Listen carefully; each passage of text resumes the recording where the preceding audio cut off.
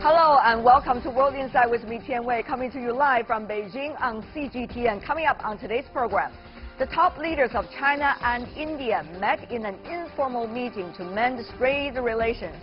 Could the world's biggest developing economies and most populous nations find common ground to better work with each other? And the world is watching. DPRK leader Kim Jong-un set foot on South Korean soil as he met with President Moon Jae-in from the south at the Truce Village on the border. Could the meeting indeed herald a new age of peace, as Kim declared?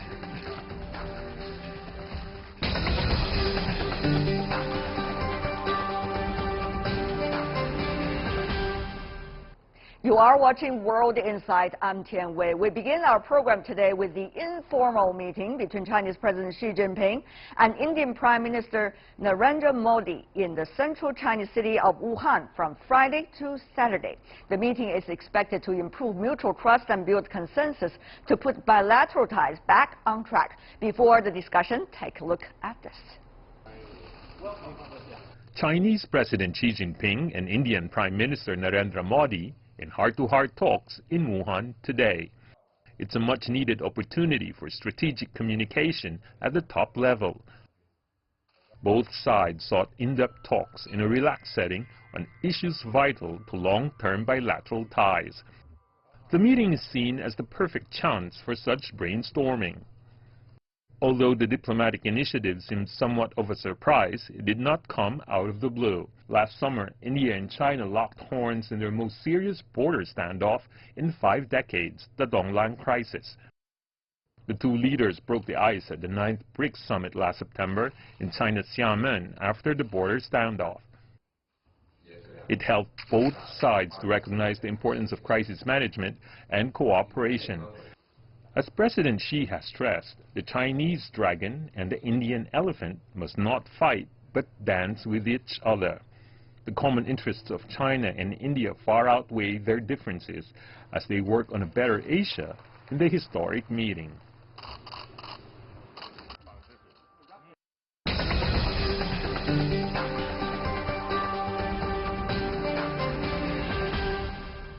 So, is the Chinese dragon in a new dance with the Indian elephant indeed? Well, with us in our Beijing studio, Liu Youfa, who's a senior research fellow at the Benegal institution. It is actually called Pangu in Chinese. Yes. He is the former Chinese Consul General in Mumbai. Welcome, sir, to our program. You're welcome.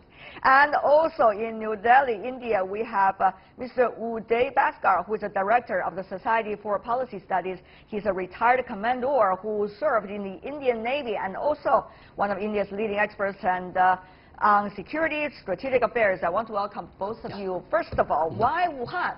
Mr. Liu, this time, why informal too between the two leaders? Prime Minister Modi has come to China for the 3rd time, and this is the 4th time. He's been to Guangzhou quite a few times, Beijing, Shanghai, and Xi'an. Now he wants to pick each and every major part of China for him to see for the first hand. So this is the first, part, and the second part is with regard to informal. Because in 2 or 3 weeks, he's going to participate in the Shanghai Cooperation Organization Summit in Qingdao. For some urgent matters, Prime Minister Modi found it obliged to have closer dialogues with President Xi Jinping, so that they too could have common stand, prior to the Qingdao, summit. Okay. Mr. Bhaskar, coming from India, what do you make of the two leaders' interactions since the last time crisis? Remember that on the border between China and India. Do you think the two sides have managed since then to be able to check the bilateral relations so that it would not go out of control in a way? I think that would be a fair characterization that after the incident that took place last year, what we in India refer to as the Doklam crisis, President Xi in China and Prime Minister Modi in India met in September last year, and my sense is that they came to a conclusion that this kind of a situation should not be allowed to in any way disrupt the bilateral relationship. And what President Xi, I think, has very interesting characterization, spoke about, can the dragon and the elephant learn to dance? I would say that from September last year to the current meeting in Wuhan, both the Indian and Chinese top leadership are determined to see how they can ensure that the areas of common interest will in a way allow them to accommodate and embed whatever be the differences, of which I would say Doklam was the most recent manifestation. Right. Well, on the other hand, let's take a look at what has happened since that crisis. There's the BRICS summit taking place in China then. After that, there was also the 19th Party Congress, after which Prime Minister Modi congratulated the Chinese President Xi Jinping for being the leader of the new generation in a way into the new era. And then we also see Chinese side trying to share, once again, river data with India side and also resume low-level military exercises and interactions which were suspended during the crisis.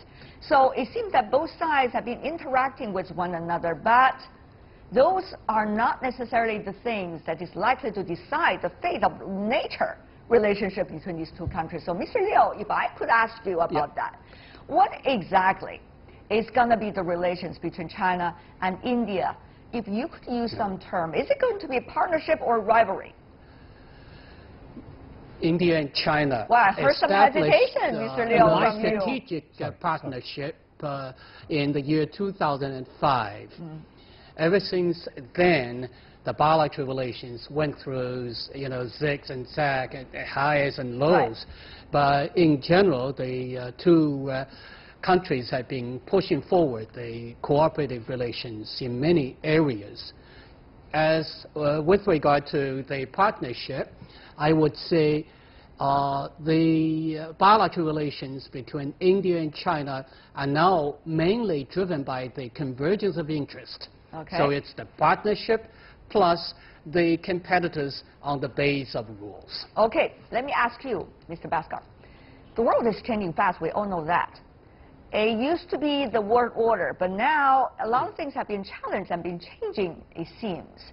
So under these circumstances, how is India going to map out its all types of options, including its option with China vis-a-vis its options with the other countries?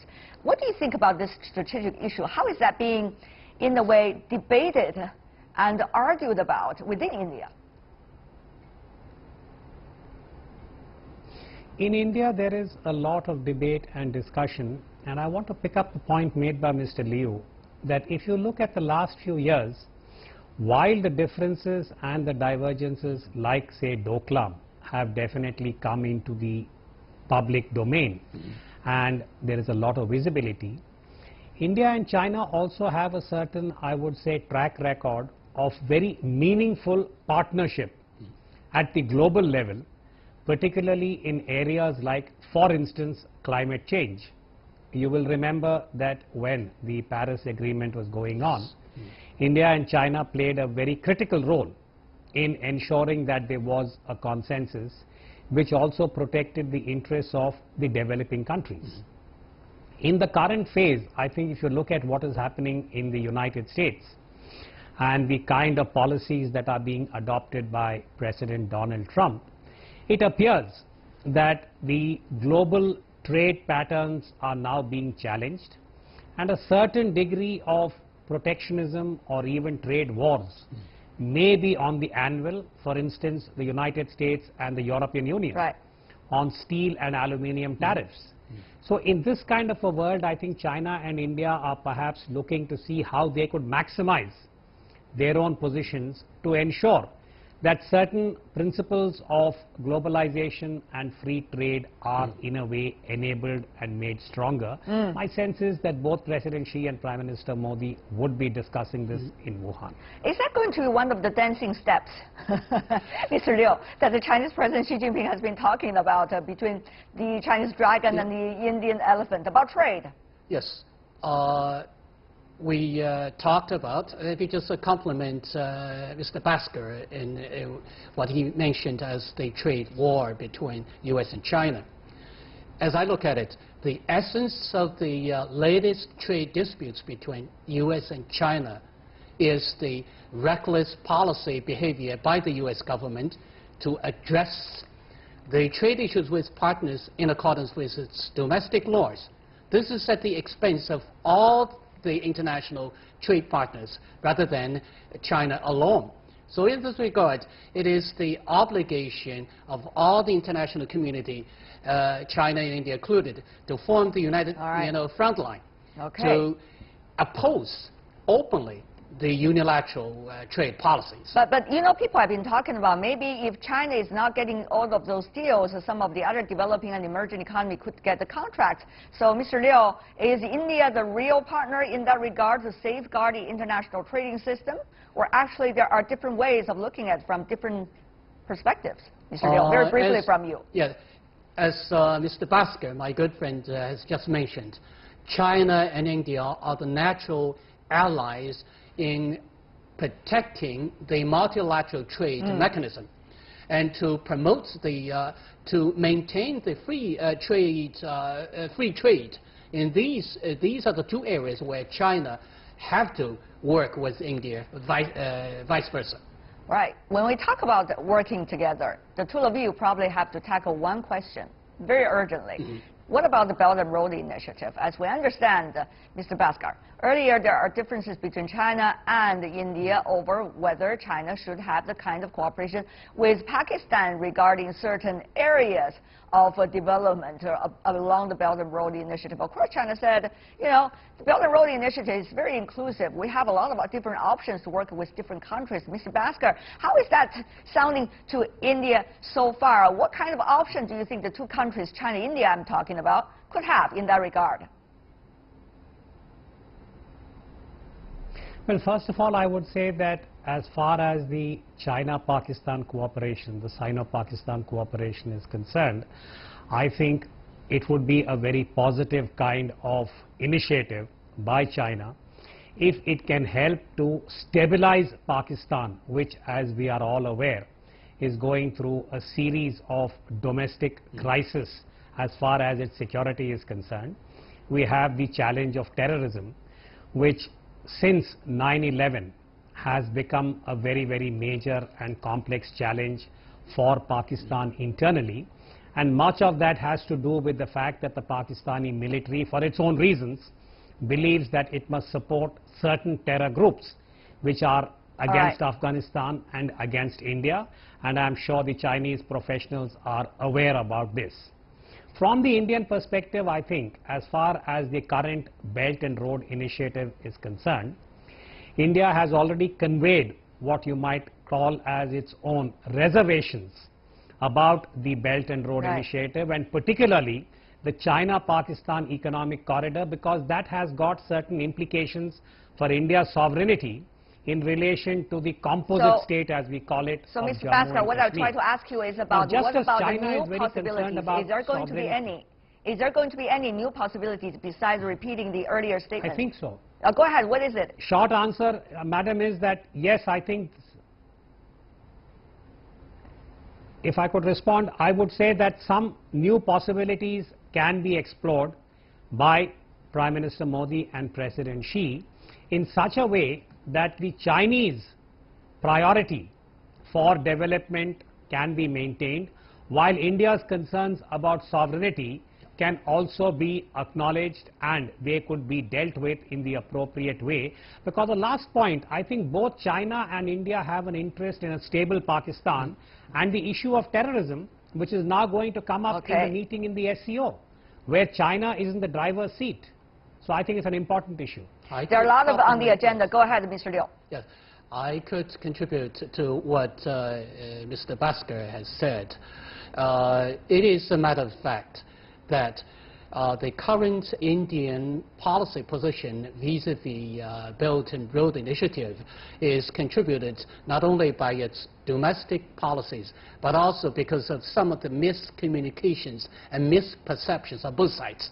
I think President Xi Jinping and Prime Minister Modi will have some discussions in this regard to dispel the misperception and try to explain to the Prime Minister Modi that the BRI construction can be carried out not only through the regional mechanisms, but also through the bilateral channels, to which India will have a much stake in joining the BRI construction. Of course, China and India, as we all know, has a big trade relationship. China is the largest trading partner of India, according to the latest information. 2017 bilateral trade volume between the two countries rose by a little more than 20% and hit a record high of nearly $85 billion, according to Chinese Ministry of Commerce. There we go, some numbers over there. On top of that, where should the two countries go? Before we go about this discussion, I want to ask the two of you, it seems to be the trend these days that we are likely to have bilateral, highest level discussions, even before the lowest level officials trying to figure out what the blueprint could be. It's happened with the United States, South Korea, happened possibly with the United States and North Korea, North and South Korea, as we are going to tackle a little bit later in our program. What about China, India? It seems that this informal summit, in a way, is trying to set the basis about what's to come next. Mr. Liu. It is a fashion that international conferences, summit meetings, the informal meetings have become a very effective tool for the leaders to come sit together, compare notes, make tough decisions, which would in turn translate it into the policy guidelines for the two governments in addressing the thorny issues, outstanding issues, one by one over the time. All right, Mr. Bhaskar, 20 seconds left for you. Your thought. I would say that geoeconomics is a very important component today when nations are outlining their priorities, and President Xi Jinping has very often referred to his own vision where there would be a greater prosperity for the people of China. Mr. Modi in India says the same thing, and in the tweet that he put out before he embarked on the plane for Wuhan was to say that how can India's national development priorities be harmonized with China in a strategic sense. So I think the geoeconomic compulsion is a very strong one. As Mr. Liu says, I hope the outcome of Wuhan will be positive in this domain. Uday Bhaskar, Liu Youfa, thank you so much, gentlemen, for being with us and share your insights. Really appreciate it. Thank you. Have a great weekend, everybody.